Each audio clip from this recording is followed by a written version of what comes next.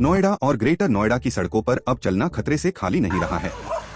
यहाँ जानवरों के काटने की घटनाओं में बढ़ोतरी दर्ज की गई है। स्वास्थ्य विभाग द्वारा जारी ताजा आंकड़ों के अनुसार पिछले एक साल में कुत्ते काटने के मामलों में 25% की भारी बढ़ोतरी हुई है। आवारा कुत्तों के खौफ से आतंकित शहर के लोग के दबाव के कारण नोएडा प्राधिकरण ने animal welfare board of India की गाइडलाइन के अनुपालन के लिए पॉलिसी तैयार की थी, जिसे लागू कर दिया गया है।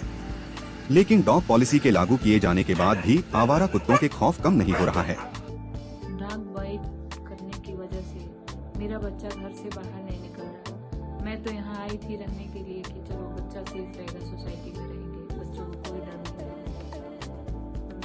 डॉग इतने खूंखार हो गए हैं कि जब भी कोई निकल रहा है दौड़ाने को तैयार, और बच्चे डर के नाते बाहर नहीं जा रहे हैं, फिर बच्चे खेलेंगे कहाँ? फिर ऐसे बच्चों का विकास तो रुक ही जाएगा। मैं सोसाइटी में इस वजह से रहने आई कि चलो फ्रीडम मिलेगी बच्चों को, बच्चे स्वस्थ और खुशहाल रहेंगे, लेकिन यहाँ पे कोई व्यवस्था नहीं है। Deputy CMO doctor Tikam Singh के अनुसार स्थिति को देखते हुए जिले में 30 हॉटस्पॉट्स चिन्हित किए गए हैं। बिसरख, सेक्टर 130 और सेक्टर 110 जैसे इलाके सबसे ज्यादा संवेदनशील हैं। हर सरकारी अस्पताल में नोडल अफसर तैनात हैं। देखिए, पहले जो साल का आ रहा था आंकड़ा 1,40,000 प्लस आ रहा था, लेकिन इस बार 2025 में तो काफ़ी ज़्यादा आ गया, 1,85,000 अराउंड आया है। नंबर तो काफ़ी बढ़ गया है सर, और नंबर भी बढ़ गया है। एक हमारी रिपोर्टिंग भी पहले से बेटर हुई है। हमने हर चीज़ों को बहुत ज़्यादा मतलब कि अब रेबीज़ के प्रोग्राम पर बहुत ज़्यादा फोकस किया है। और पहले इतना मैं समझता हूँ वैक्सीनेशन ना होता हो, लेकिन अब वैक्सीनेशन बहुत ज़्यादा है। हर पीएचसी पे, सीएचसी पे हमने वैक्सीन को उपलब्ध कराने सुनिश्चित किया है। इस वजह से भी आंकड़े बढ़ जा सकते हैं। लेकिन सवाल वही है, हमले रुक क्यों नहीं रहे? इस बात की पड़ताल करने के लिए जब हम सेक्टर 54 स्थित हाउस ऑफ स्ट्रे एनिमल्स के संस्थापक संजय पात्रा से मिले।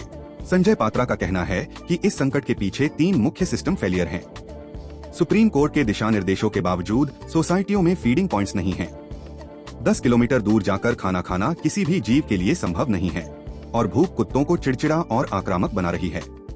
इसके अलावा बढ़ती इंसानी क्रूरता जानवरों को उनके व्यवहार को रक्षात्मक से हिंसक बना रही है।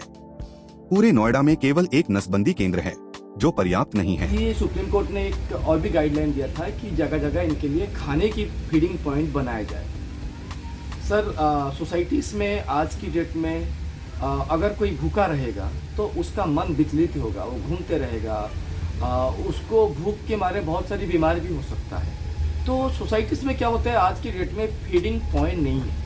अगर कहीं सोसाइटीज़ में डॉग है, वो बोलेंगे 5 किलोमीटर का आगे जाके फीडिंग पॉइंट बना दो, तो वो जो एनिमल सोसाइटीज़ में वो वहाँ तक पहुँच नहीं पा रहे। तो ये कॉन्फ्लिक्ट बिटवीन मैन और एनिमल्स की कॉन्फ्लिक्ट है। इस कॉन्फ्लिक्ट को दूर करने के लिए हमें सबसे पहले हम उन एनिमल्स को वैक्सीनेशन करना बहुत ज़रूरी है, और उन एनिमल्स के लिए फीडिंग पॉइंट उनकी अपनी एरिया में बनाना बहुत जरूरी है। सर, आप बताएं, लोगों की आक्रोश बढ़ गया इन जानवरों के प्रति कि ताकि इनको ईंट, पत्थर, डंडा, एसिड, गर्म पानी, जो क्रूरटी एनिमल्स का बढ़ गया, जैसे बढ़ गया ऐसे डॉग बाइट भी बढ़ गया, क्योंकि उनको प्रशासन वैक्सीन और नोडल अधिकारियों के भरोसे है, लेकिन जमीनी हकीकत डरावनी है।